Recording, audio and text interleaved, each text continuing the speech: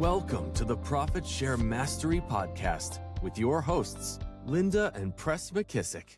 Hey everyone, welcome back to the Profit Share Podcast. I'm your host, Press McKissack. And I'm Linda McKissack. And we are excited you're with us this week because we have a topic that honestly is probably one of we talk about it a lot behind the scenes when we talk about, helping, especially in our region, our leaders win and building relationships with people. And that is the topic of reciprocity. So I'm going to kick it to Linda first. Linda, what the heck is reciprocity and why does it matter? Well, it's funny. Once you understand reciprocity, you see it. You start to see it everywhere. But I think that where I read the most about reciprocity was with Robert Cialdini's book, Persuasion. And honestly, I think they've done research, and we're just humans are wired in such a way that if someone gives something to them, they have this inner drive to give something back. So it's been called reciprocity or beholdenness. But if you just pay attention, next time someone gives you something, how that urge comes up inside of you. It's like that little instinct. A little instinct. So, and they say every culture has it. And if you notice even a baby, like if you give a baby something, they'll go around the room and find you something to give back. Yeah. So I think it's wired in us, right? But we don't think about it that often. But once you start to think about it, you start to see it in your own life, in other people's lives. I was in Tucson this week with a bunch of realtors, top realtors from all different companies. And I saw it happen there. Yeah. So why does that matter as we think about building your wealth at KW or even your business, building your wealth in real estate? Well, because quite honestly, it's really a true technique or method to help build your profit share. So it's kind of opposite of what most people would think. Most people would think, well, you just ask someone or you try to recruit them or you try to convince them to come to Keller Williams. And I think it actually is better. You're better served in the long run if you just learn reciprocity and how to use it. Yeah. So when you were building your business, did you practice that instinctively? Did it just you figure that out along the way? What did that look like as you built your business and then sort of as you moved onto the leadership side at KW? Sure. Yeah. I mean, same thing happens with if you're trying to get a listing or a buyer or anybody you're trying to get in relationship with. Any type of relationship you're trying to form, the best way to do is give. And most people go straight for the asking.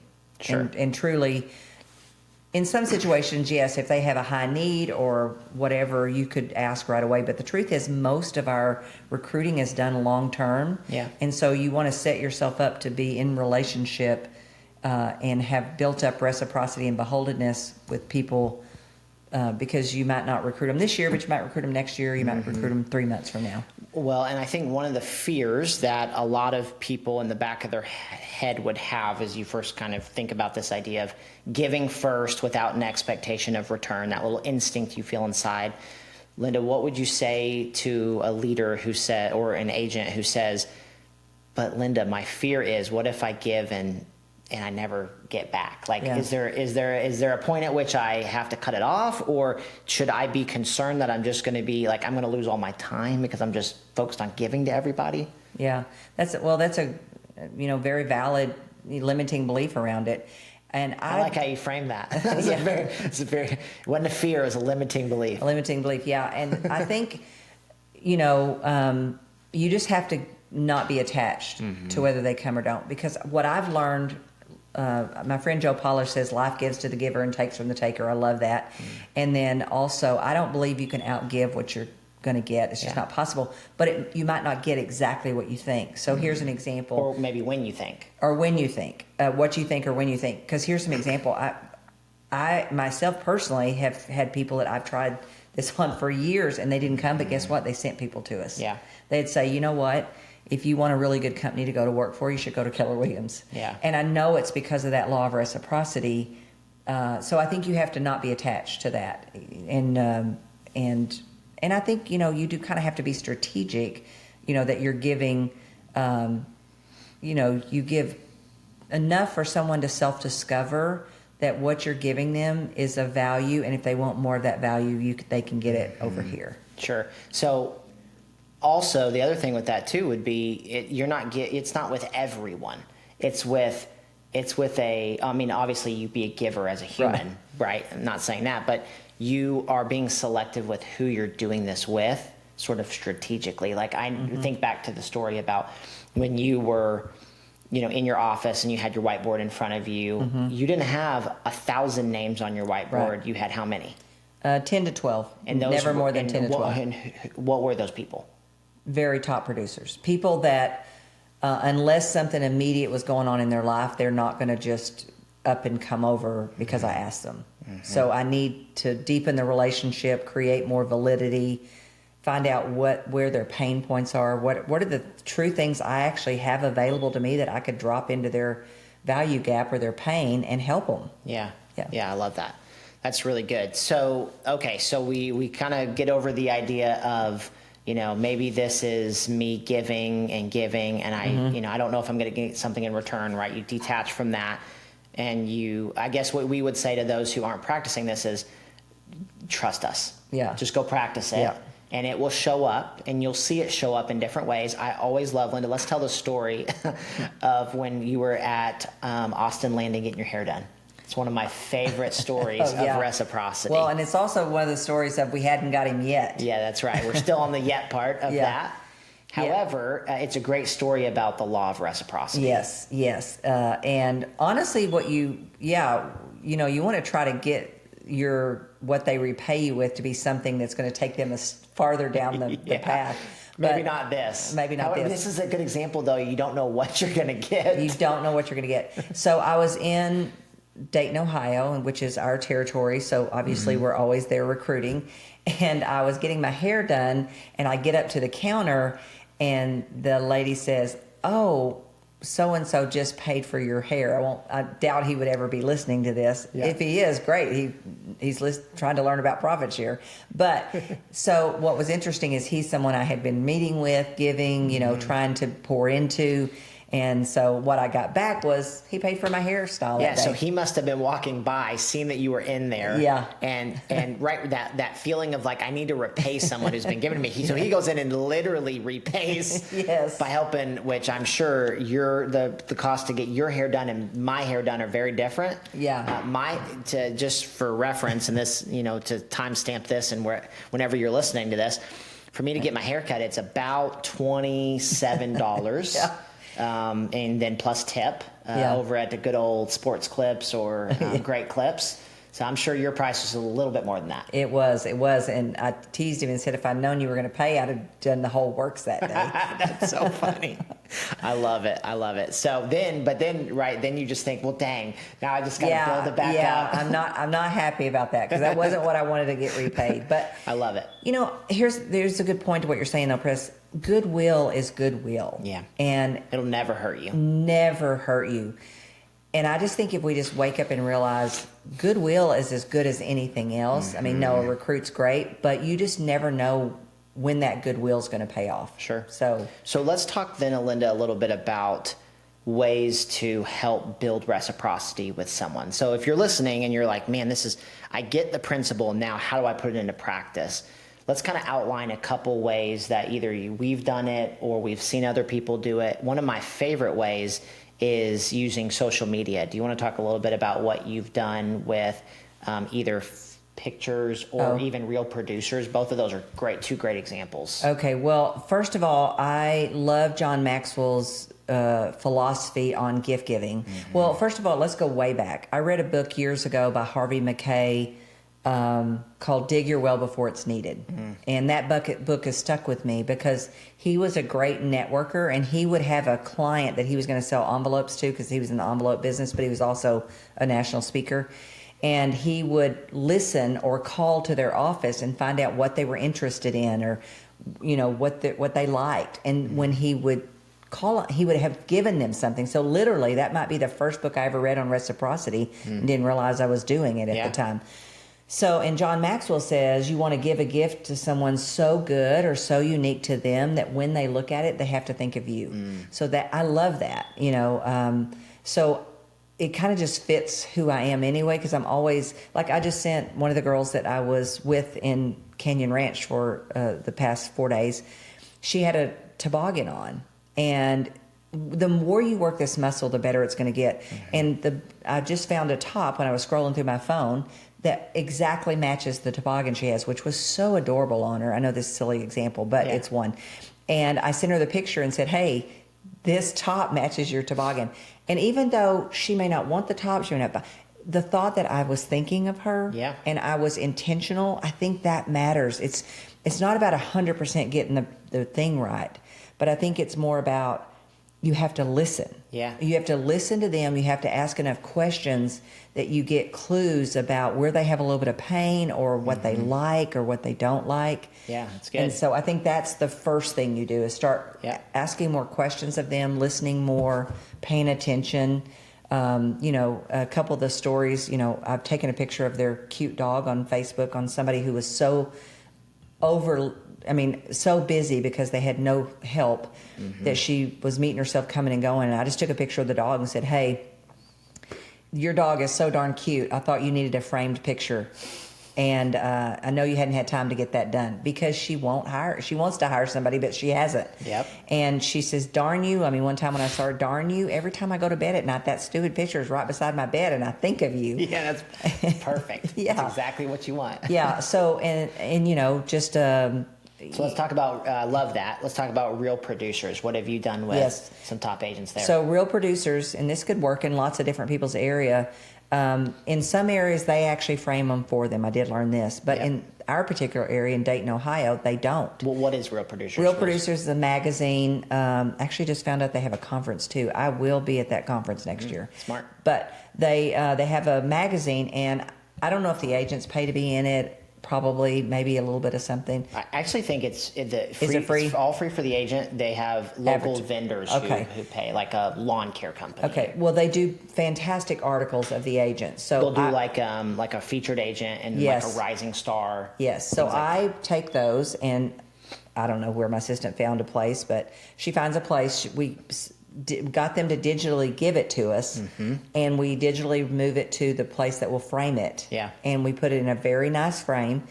And then we, if there's a team leader local, because we own that region, I'll let the team leader take it to them. Yep. But if not, sometimes I'll just send it to them with a note. Yeah, I love that. Super good. And we've had great feedback from that. I mean, even to the point where someone we've had worked on, sort of, we worked on him, but his family was not, was the owner of the independent. And if you've listened, you've heard the story before where Press was the naysayer and said, why are we meeting with the son of the owner of the company? And then lo and behold, they end up moving. Yep. But before that, he was in that magazine and you sent him one of those, and he has it in his office at his house.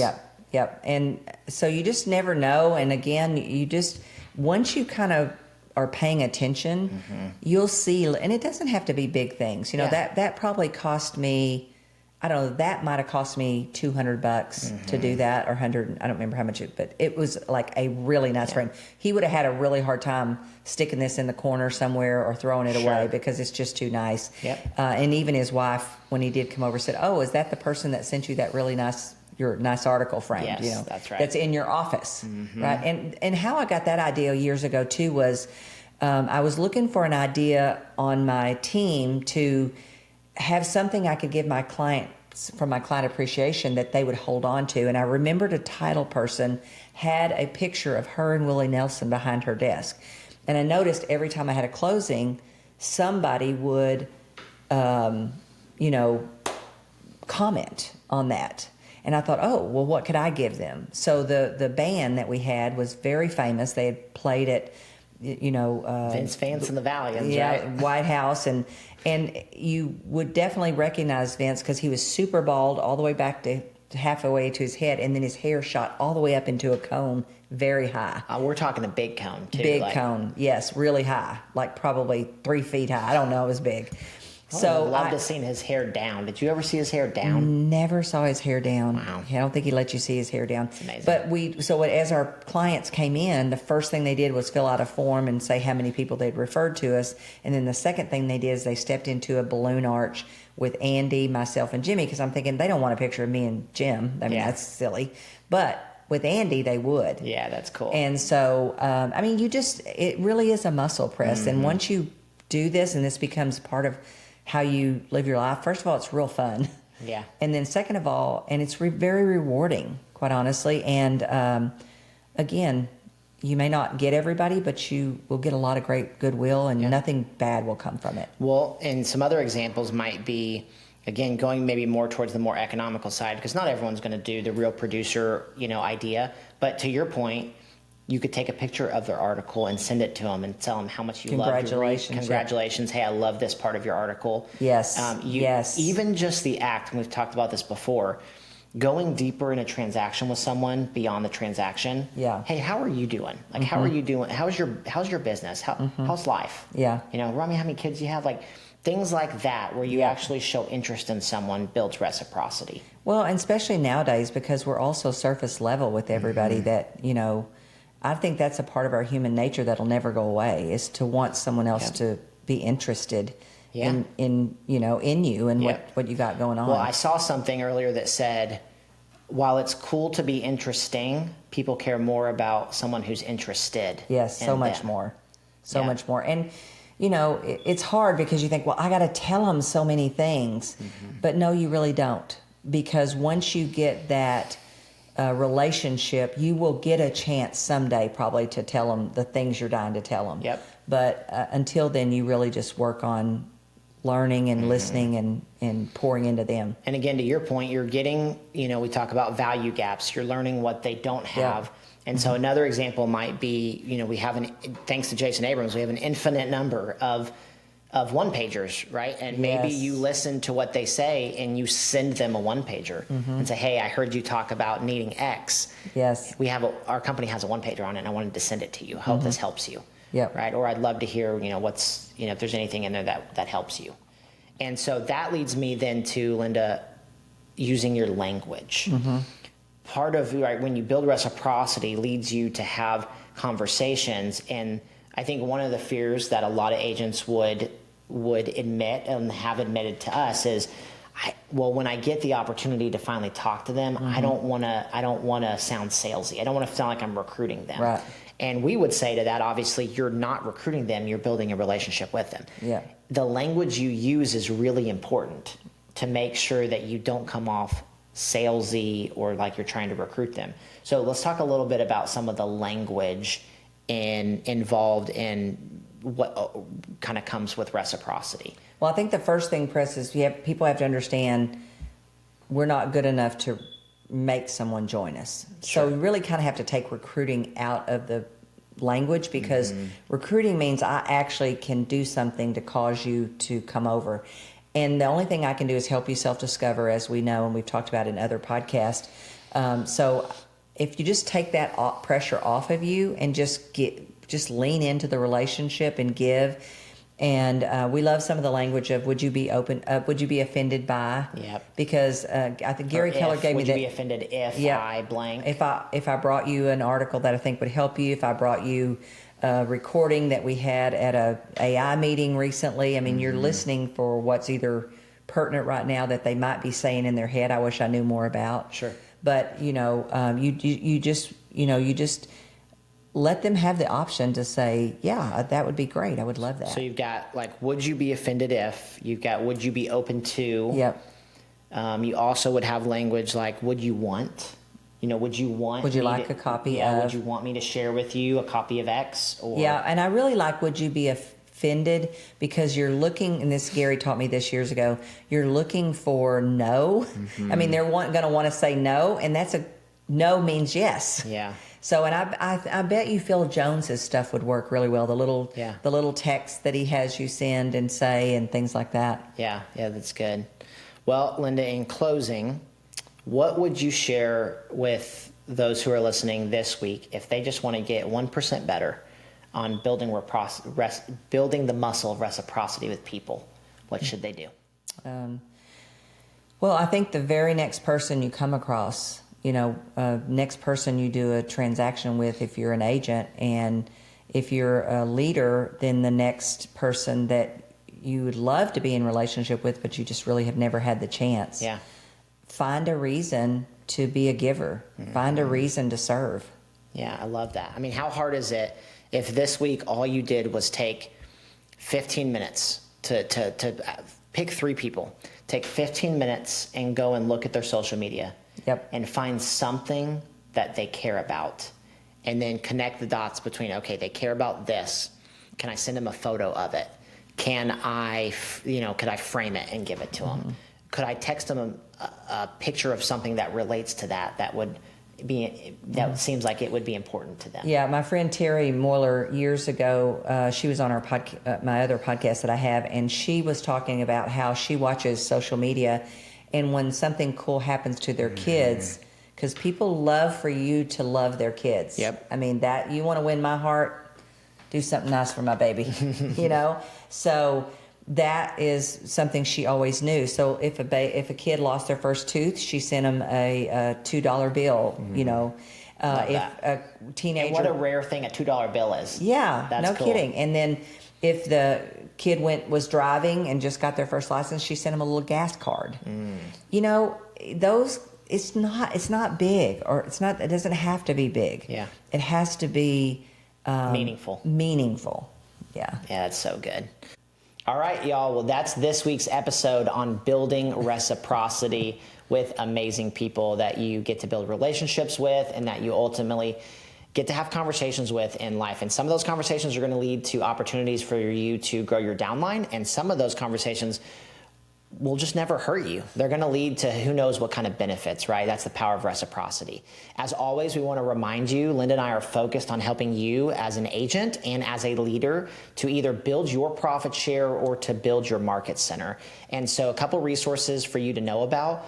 We obviously have our agent sites. So if you go to profitsharesites.com, we would absolutely love for you to check out what we've built to help you have a system for actually building your downline all across the United States.